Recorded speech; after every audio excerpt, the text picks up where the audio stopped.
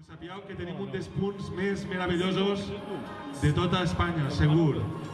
Gràcies al Centre Excursionista per fer possible esta cursa i per fer que tota la gent disfrute d'estos paratges. A tots els voluntaris i a tots els organitzadors, a l'Ajuntament,